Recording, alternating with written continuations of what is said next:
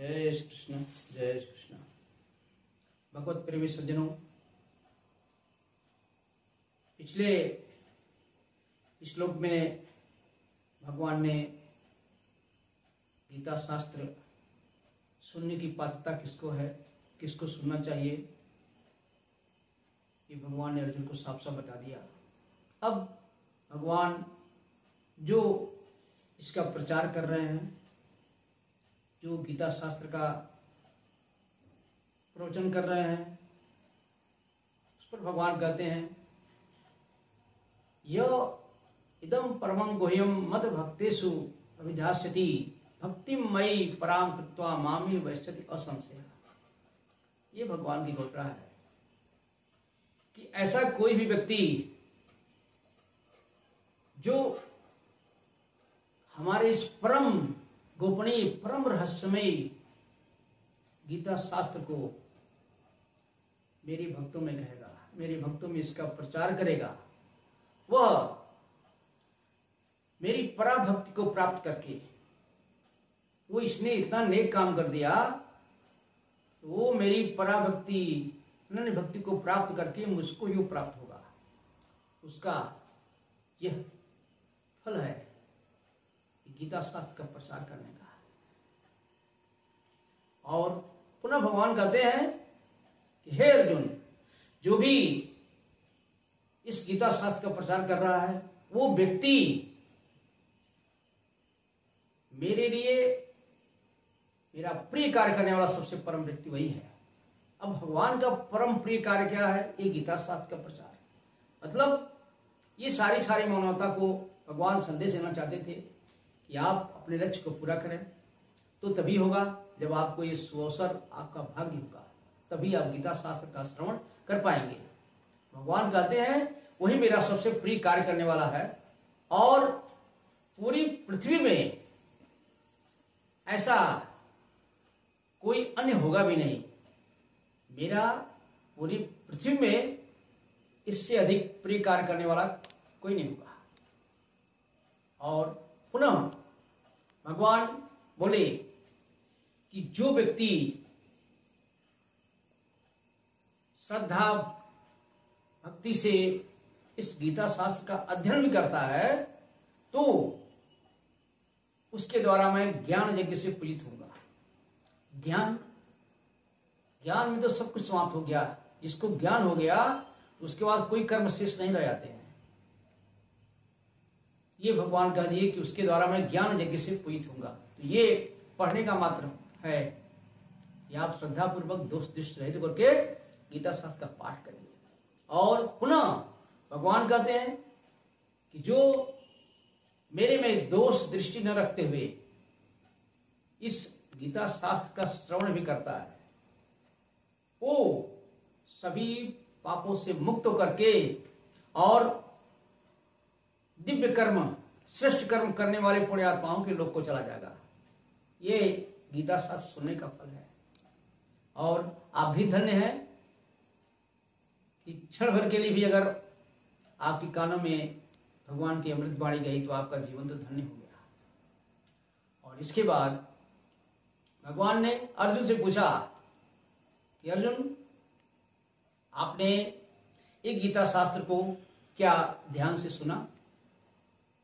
क्या इसको सुनने से आपका अज्ञान रूपी मोह नष्ट हो गया? तो इस पर कहते हैं अर्जुन जी, नष्टो मोह स्मृति लब्धा तत्प्रसादात् मया अच्युत स्थितोस्मि गत संदेह करिष्ये वचनम तवा। हाथ जोड़कर बोल दिए, हाँ प्रभु, मैंने इस गीता शास्त्र को ध्यान पूर्वक मैंने सुन लिया। अब जो है नष्टो मोह, मेरा अज्ञान जनित जो मोह था कि मैं युद्ध नहीं करूंगा, ये मेरे सगे संबंधी रिश्तेदार हैं, उनको नहीं मानूंगा, ऐसा ये सारा मेरा मोह नष्ट हो गया है। और मैंने अपनी स्मृति प्राप्त कर ली है। ये सब आपकी कृपा से ऐसा संभव होगा। ये युद्ध ये आपकी कृपा से हो गया है। अब मेरा संदेह नष्ट हो गया और मैं अब आप जैसा कहते हैं वही करूंगा, अर्थात मैं युद्ध करूंगा। और इस प्रकार अर्जुन ने भगवान को आश्वासन दे दिया कि जो भी आपने सुनाया मेरे को समझ में आ गया, अब मेरा मोह नष्ट हो गया प्रभु, मैं आपकी आज्ञा का पालन करूंगा और मैं युद्ध अवश्य करूंगा।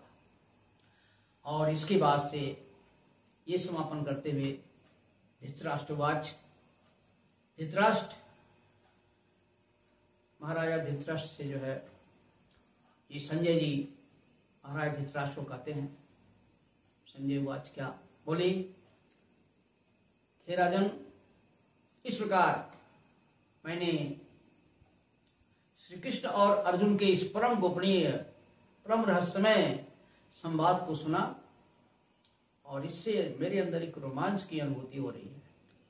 और कैसे सुना, इस पर भी बता दिए कि भगवान वेदव्यास की कृपा से, उनके आशीर्वाद से मुझको दिव्य दृष्टि जो है मिली हुई थी। और मैं जो वहां हुआ उसको मैंने जो है मतलब कह तो रहे थे भगवान अर्जुन को, लेकिन उस दिव्य दृष्टि कारण से मैंने भी जो है वो सब सुन लिया।